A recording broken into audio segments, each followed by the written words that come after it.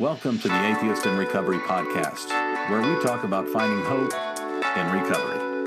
And now your host, Dr. Adina Silvestri. Hola guys, and welcome to episode 60 of the Atheists in Recovery podcast.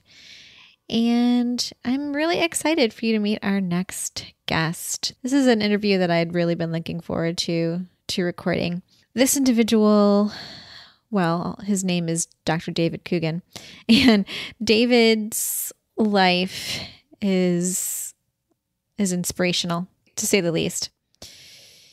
So David talks about how living near a crime scene would have this huge impact on the trajectory of his life. And he is a professor by trade. And so he took his gift of teaching others how to write to the prisons.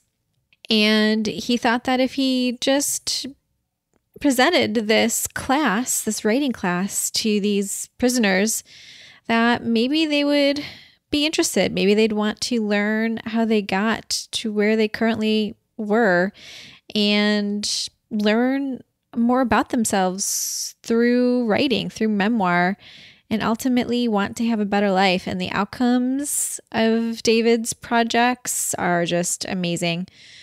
Okay, let's talk a little bit more about David. Dr. David Coogan is an associate professor of English at Virginia Commonwealth University and a co-author of Writing Our Way Out, Memoirs from Jail, the creative culmination of a writing class in which 10 men explore the conditions, traps, and turning points on their paths to imprisonment, as well as the redemptive power of memoir. He is the founder and co-director of Open Minds, which brings college classes and college students into the Richmond City Justice Center, and the founder and director of Writing Your Way Out, a criminal justice diversion program, which enables low-level offenders in Richmond to avoid incarceration and instead pursue education. Okay, I hope you enjoy today's show. Dr. David Coogan, welcome to the show. Hey, thanks for having me. So I'm really curious as to what people's passion and calling eventually become, and you have a very interesting passion that we want to talk about today, and calling. And so maybe you could take us back to your deepest roots from childhood. Oh, well, there's so many different ways to answer that, but I suppose if we're talking about how it relates to what I do now as a writing teacher, I was always compelled by the power of writing to create community. And some of my earliest memories were writing song lyrics or poems that I would share with people that would get them involved in what I was trying to experience or express.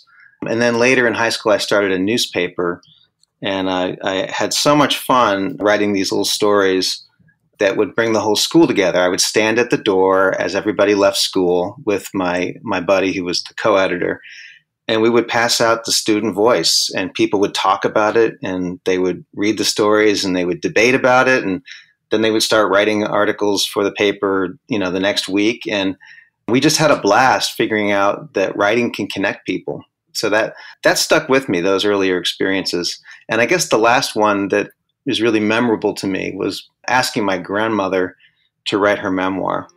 My grandmother lived to be 104.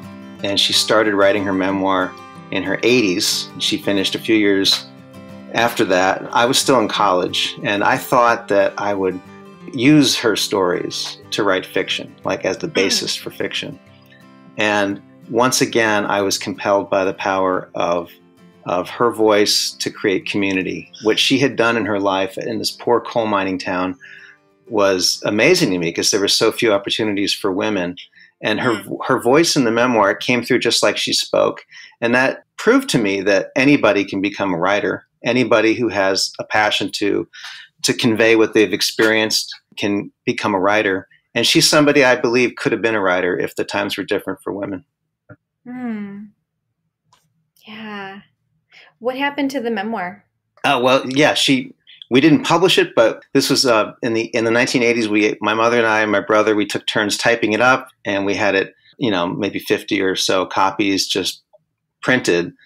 Mm-hmm. Then she wouldn't let anybody read it. She's like, well, what if I got it wrong? What if I got something, upset somebody?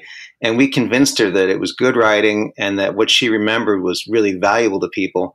And just as we predicted, people in the family started to read it, and they were really impressed with both those things, that there were moments in there that she really captured a very unique and precious insight about poverty, about being Italian, about life in a rural part of America, and that the memories that she had were so precise and so clear, and she had so much conviction in the way she expressed it that people were transported back into this world that they had known.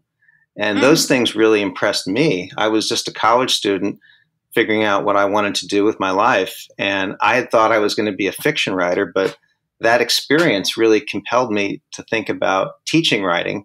And I reflected back on my high school experience with the newspaper, and these things kind of came together to me as something like a calling, like you put it in the beginning of the show, that I was meant to be somebody who helped cultivate stories in other people, and that I found that immensely rewarding, and I wanted more of it.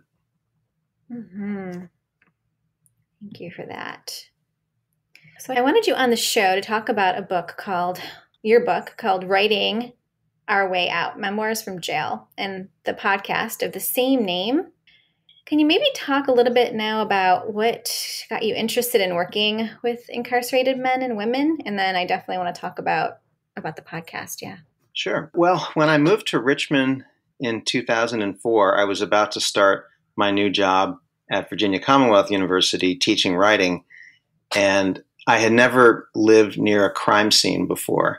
I came from Chicago, and I taught on the South Side at a different university, so I was familiar with community work and with some of the issues surrounding poor communities, and in particular in the Black community in Chicago. But when I moved to Richmond, within a month, there was a gang rape right in the park by my house. And I was walking the park and just kind of taking it in. I didn't know what had happened. And when the television news camera came around, I asked them what the story was, and they told me. And when they told me it was a gang rape, instantly I was put on the spot with a microphone under my nose, and I was asked to give comments on it. And I didn't know what to say. I had so many different thoughts in my head. As time went on and the coverage got deeper, and my neighbors and people were getting, anxious, obviously, and they wanted resolution. And I heard a lot of things that I didn't really want to hear from people. Because the four boys were Black and the couple was white, and I'm new to the South, so I'll just leave it at that. But what happened afterwards was I started to wonder why the kids had done it. And that question came to me sparked by the victim herself, who was interviewed once the four kids were caught. And I say kids because some were young as middle school age. Some were, They were like mid-high school. Most of them had dropped out. They were young.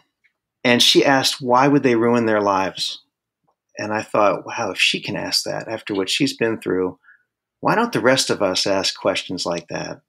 So I started to think less about this particular event and more about something I had never really put too much thought into, which was, why do people commit crimes? Or why do they end up in situations where a crime becomes the only thing imaginable? It becomes inevitable.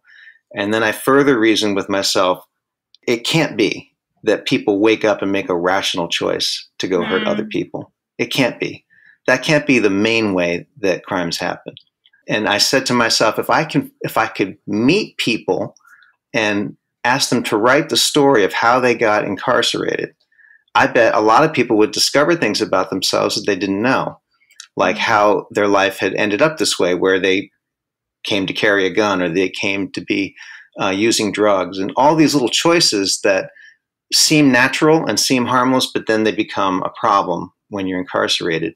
And I believe that most people would want to know those things about themselves, and that they would welcome the opportunity to write it, and that they really would want to live a better life so they would not be incarcerated anymore.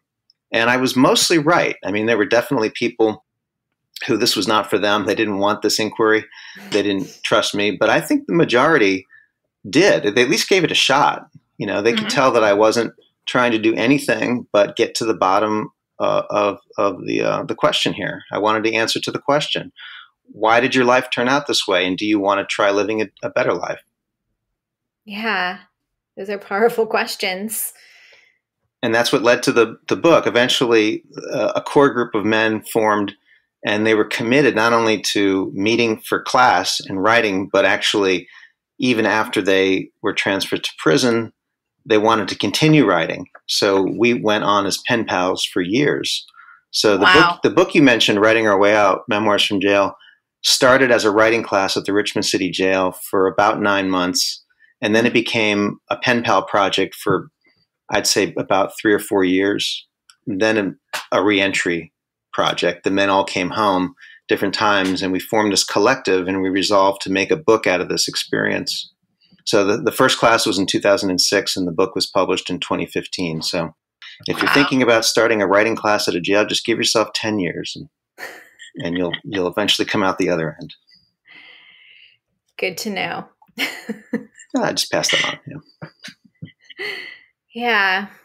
So I'm wondering now if we could talk a little bit about I believe it was episode 1, and correct me if I'm wrong. It's the race episode where you talk about Naji. Yeah. I'm wondering if we could talk about this episode just a little bit, and then I want to transition to memoirs. But this episode was, wow, it was so powerful. And it talks a lot about the questions that I believe you started with, why do people commit crimes? And yeah, so I'm wondering if you could talk a little about that. So that episode asked the question, what happens to people, to African American kids, when they first encounter the reality of racism, and they're stigmatized and they're traumatized, they're called out, and this becomes a part of their story.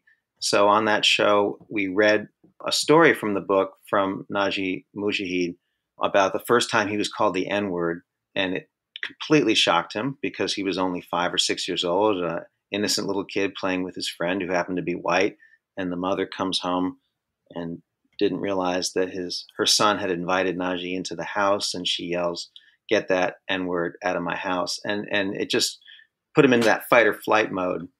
And so we analyzed what was happening in his mind. My co-authors, Calvin Belton and Stan Craddock, and Professor Sean Jones, who's a VCU professor in counseling psychology. And we analyzed this, and I learned a lot. I thought I knew a lot just from reading the story, but it really overwhelmed me just to consider what it does to a body.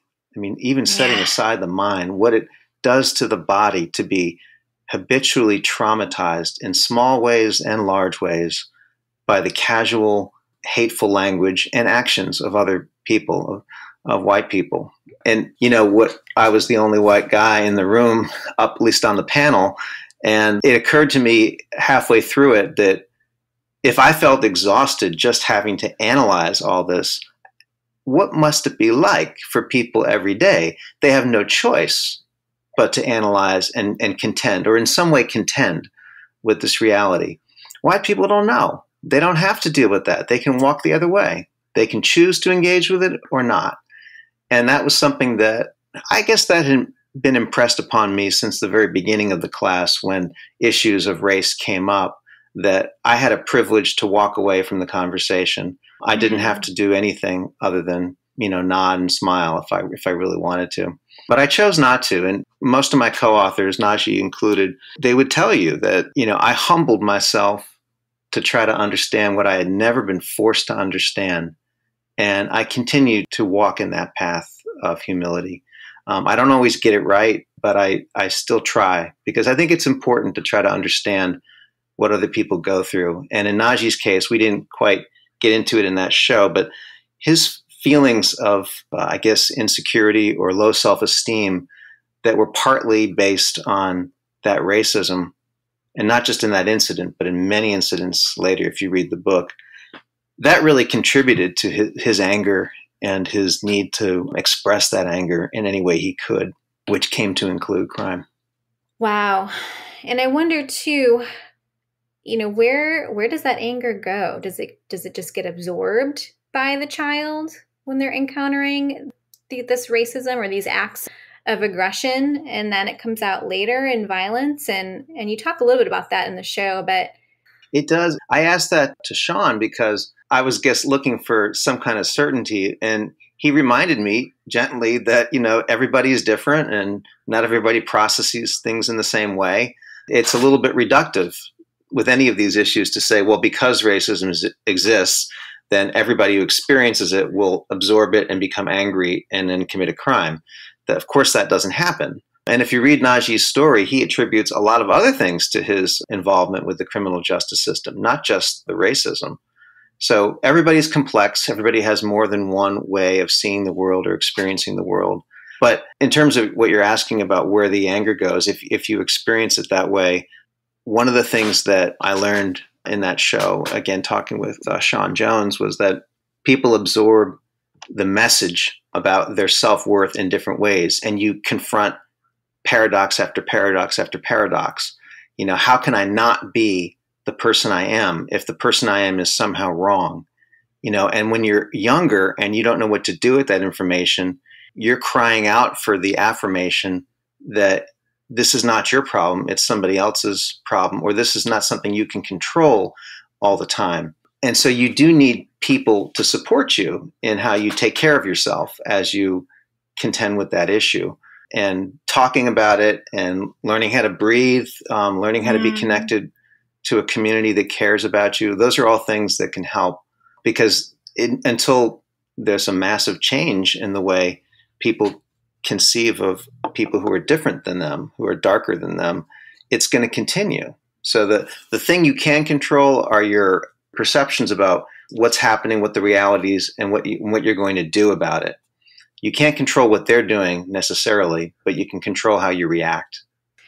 Right. Yeah. And not to go too far into this episode, people just need to listen to it. But I think it was Calvin who was talking about walking into a library and having to walk past this white couple, and this woman sort of just shrank into her partner. And instead of getting angry at her, he said something that was like, "You'll be okay," or something like that. And that it seemed like that really helped him, because he was able to have a voice, and it wasn't necessarily an angry voice, but it was like "You're okay." Yeah.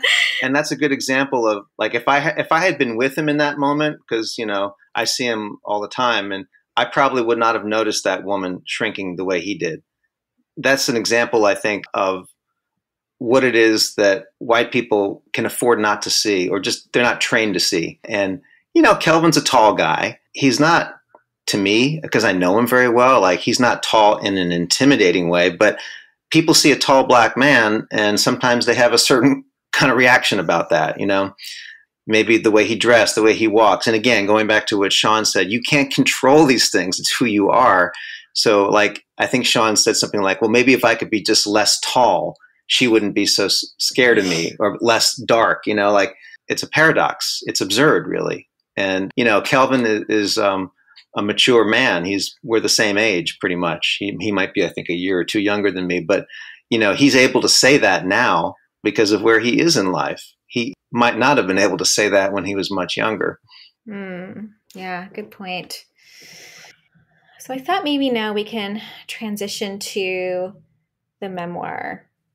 Mm-hmm. So how can you find yourself through writing? How can it have a cathartic effect?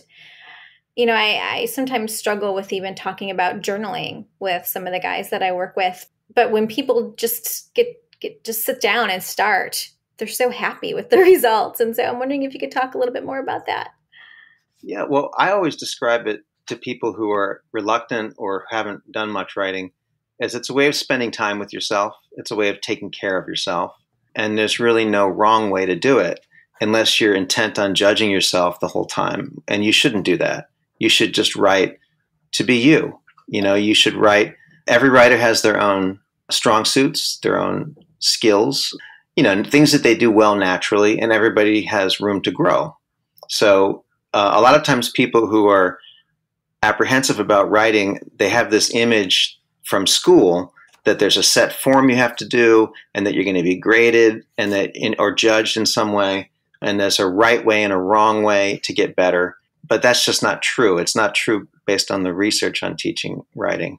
So I think the way it can be cathartic is that, it's a trust process. People have to trust that if they relive a difficult experience by writing about it and getting very close to it and describing in detail not only what happened, but how it made them feel and what they think really is true, if they do those things, they can discover a realignment of their reality. That's the catharsis. You're actually changing the past, because the story you told yourself about the past before was, oh, I deserved it, or I'm nothing. It's all this negative judgment. And you had your reasons. Let's say, you developed a stealing habit because of your addiction, and then you had somebody who you stole from and they told you ain't shit. And they told you it over and over again. And you started to believe, yeah, maybe I'm just a stupid junkie, Okay, but now you know differently because you got some issues, some mental health challenges, and you weren't trying to be a jerk.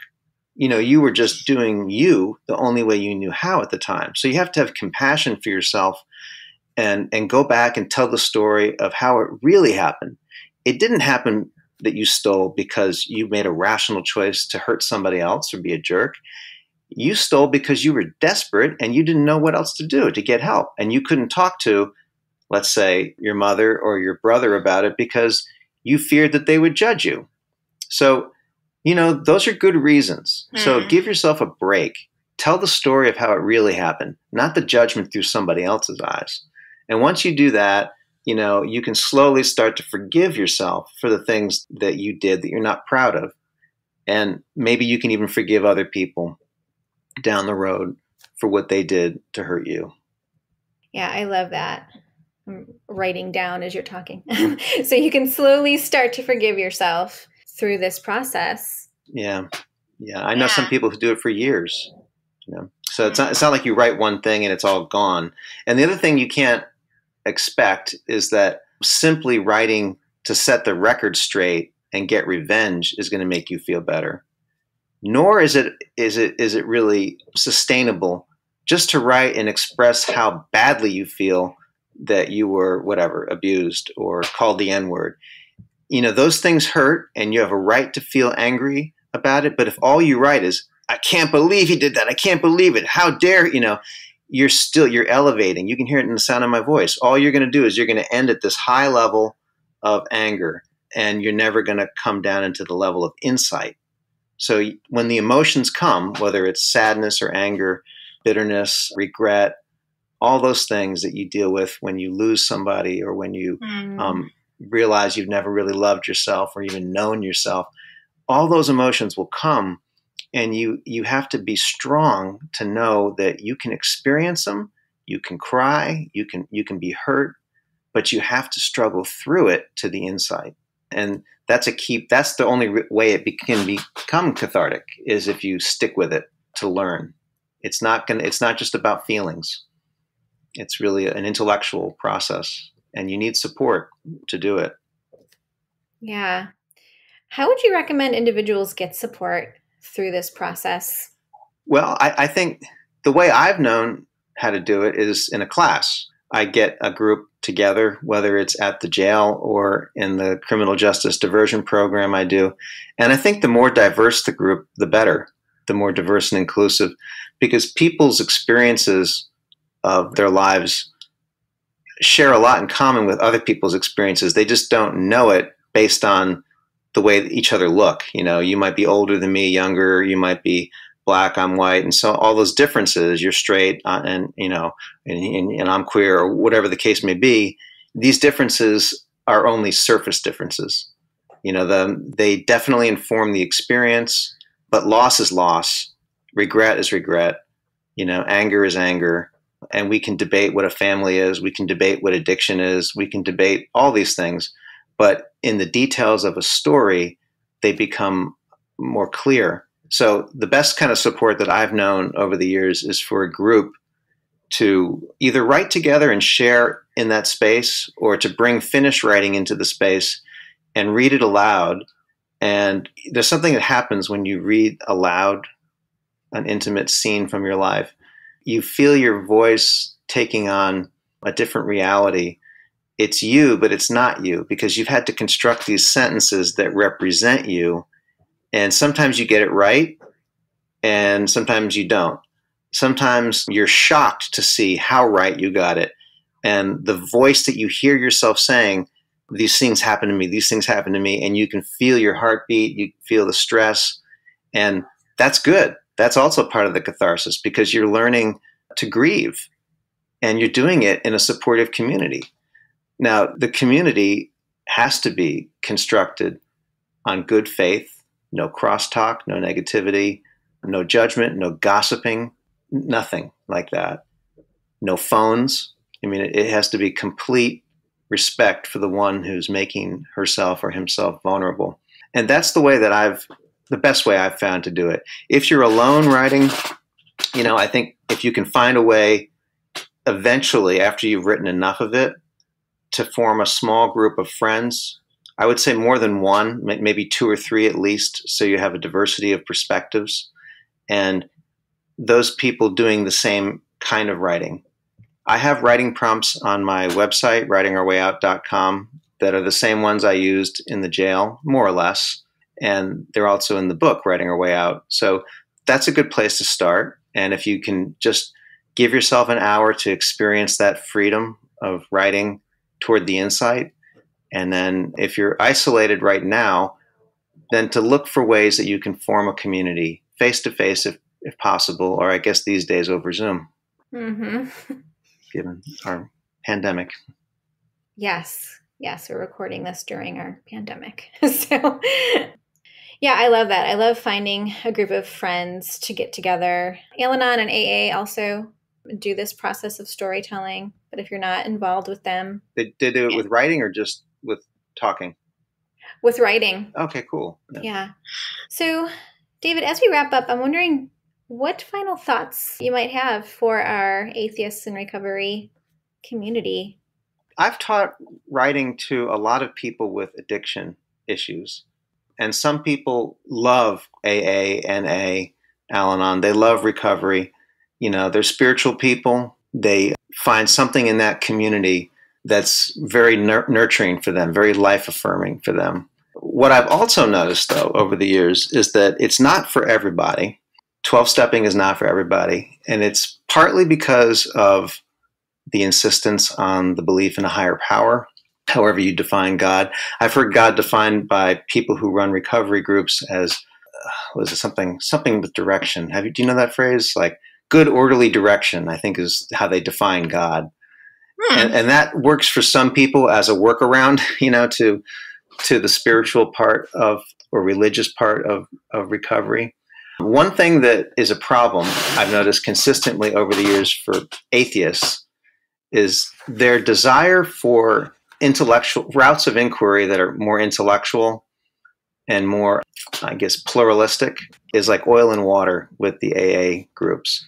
The desire for intellectual inquiry, either through reading or more education, or maybe just the desire to get to the bottom of whatever issue they're experiencing through counseling and psychology. Those are all intellectual pursuits. Those are people that want to feed their mind with more than just spiritual insight and the community that comes from recovery. And I always felt bad for those folks because they're overwhelmed, at least in the jail, by the ones that are focused more on spiritual recovery through substance abuse. Cognitive behavioral therapy is a good mix, something that can go in between. I've known people that have found a resolution between the sort of lower level of intellectual inquiry that you get in NA and the sort of rigorous kind of inventory of your own habits that can go on in cognitive behavioral therapy. I would say this, though, that one thing that in conclusion, I guess, that it's good to have a route to intellectual inquiry that can help you understand your issues and develop yourself in recovery. But there's also a side of that can mask the needed humility to surrender to things that are beyond your control, or at least beyond your ability to understand.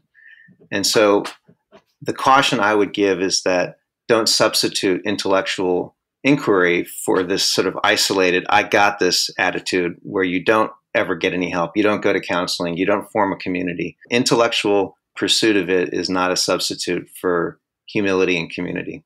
And that sounds like a great place to end. So thank you so much, David, for being on today. How can my listeners best find you and say hi? I would encourage listeners to go to writingourwayout.com. That's the website that has more information about the book, about podcasts, and the other programs I've developed from it. It has the writing prompts that I mentioned as well. And there's a link in there where you can email me. You can also find me at VCU and through my email, dcoogan, DCOOGAN at vcu.edu. Sounds good. And I will link to all of this and more in the podcast show notes. All right. Well, thanks again, David, for being on. Yeah, thank you. Appreciate you having me.